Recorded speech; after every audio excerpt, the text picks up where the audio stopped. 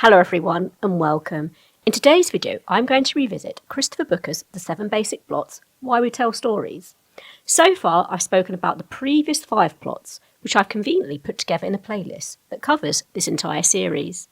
The 6th plot, however, and the focus of this video, is comedy. I'll be outlining the different types of comedy plot which revolve around misunderstandings, mistaken identities, deception and social confusion, all of which eventually resolve into some sort of ending. But how on earth can you apply this to TTRPGs or Dungeons & Dragons adventures? Well, believe it or not, there are lots of ways to implement comedy. If we take the absurd, for example, let's imagine we have a clumsy wizard in the party who insists on teleporting everywhere. Except they aren't very good at it, and our party keeps finding themselves in more ridiculous environments. Let's say there is a 1 in 6 chance the wizard gets a spell right. You could roll a d6 and list the 5 absurd and comical places the party could teleport to. If they roll a 3, they may find themselves teleported behind a bar of a rowdy tavern, suddenly having to serve impatient and slightly intoxicated patrons. Anyway, back to the structure of comedy. The comedy plot typically follows 3 key elements. The shadow of confusion. Our characters live in a world of uncertainty and frustration. They are shut off from one another in various ways. This could be physically or emotionally. The confusion grows. For dramatic effect, the world or situation our characters are in just keeps getting more absurd, until it can't. Everyone is in a tangle. The confusion is lifted. Everything suddenly becomes clear. Light reveals all and banishes shadows. The situation is miraculously transformed, and there is a joyful union. Modern comedy tends to fall into the following categories, and if you dig deep enough, a lot of TTRPGs will take bits from each. Bathroom comedy, or toilet humour, as you may also know it by. The purpose of this comedy is to disgust. Comedy of ideas. This type of comedy is slightly more highbrow and more sophisticated. Here your characters could argue about, or even represent, important issues, for example, class, religion and government. An example of this is Pygmalion by George Bernard. Comedy of manners. The comedy of manners satirises customs and behaviours, and also norms of a particular class, usually the upper classes or aristocracy. An example of a comedy of manners would be The Importance of Being Earnest. Black comedy. Black comedy or gallows humour is a very unsettling type of comedy. It tends to find humour in subjects that are quite serious or taboo. It can also be a very brutal form of social commentary too. Fast comedy involves highly exaggerated and absurd situations and tends to be very fast-paced and short. Its purpose is to mock real-life situations, people and events. Slapstick comedy is very physical, so think of people running into things, getting punched and falling over. Body language and facial expressions during these performances are very over the top. Parody is a type of comedy that imitates or comments on a particular subject, while mocking it at the same time. Some episodes of The Simpsons are examples of parody. Observational comedy pokes fun at day-to-day life and highly relatable situations. Often it brings to the surface funny details that people otherwise miss as they go about their day. Situational comedy, or sitcoms, revolve around a familiar group of characters who appear in a consistent setting. The humour is born out of everyday situations, such as misunderstandings, and can include some physical comedy. Before I move on to how we apply comedy to TTRPGs, if you've enjoyed everything so far and found what I've said helpful, please do like and subscribe, as that is a great way to support the channel and increases the likelihood of reaching more people, just like you. Right, back to the video. How do we apply comedy to tabletop role-playing games, including Dungeons & Dragons? So comedy can emerge naturally during gameplay, or it can be baked into the plot. Usually, when comedy comes from the players or the GM, it's very spontaneous and difficult to predict.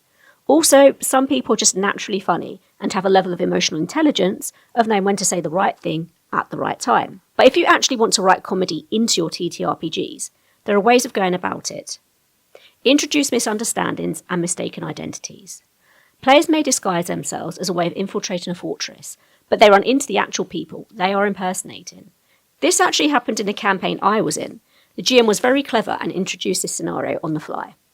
Another quick example is an NPC might mistake the party for another group, and hijinks ensues.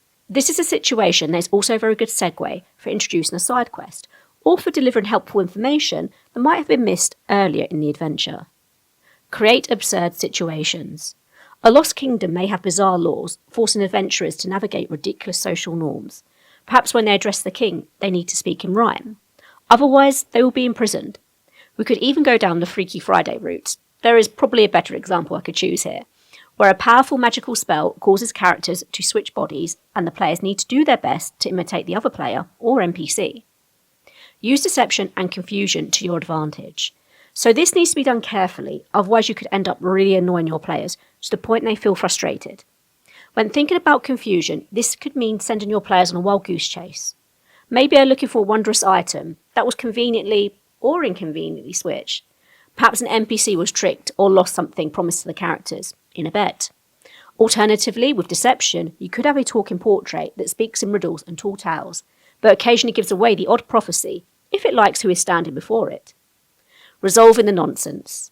So with the exception of dark comedies, most comedy-driven games tend to have a conventional happy ending, be it the curse is lifted and everyone rejoices, or a character's true identity is revealed. All of the loose ends are tied up in a humorous way. You could even end the game with a celebration. Perhaps there is a wedding or festival that our heroes attend before moving on to the next adventure. 3 quick fire tips for creating a comedy-driven adventure. Use exaggeration, turn up the absurd. Think of something silly and keep exaggerating. Make tables and chairs come alive, for example. Give them thoughts and feelings. Maybe our heroes enter an incredibly bureaucratic town, for whatever reason, and filling out paperwork is more dangerous than actually going into battle. What does that look like? How will you write it? Encourage improvisation and playfulness. This doesn't really need too much elaboration, but let your players get into it and riff off one another and the world. Write unreliable NPCs. Unreliable NPCs, or narrators, are personally one of my favourite things to write. Imagine you have a group of NPCs who constantly contradict themselves or forget their own lies. This can really add layers of comedic misunderstanding.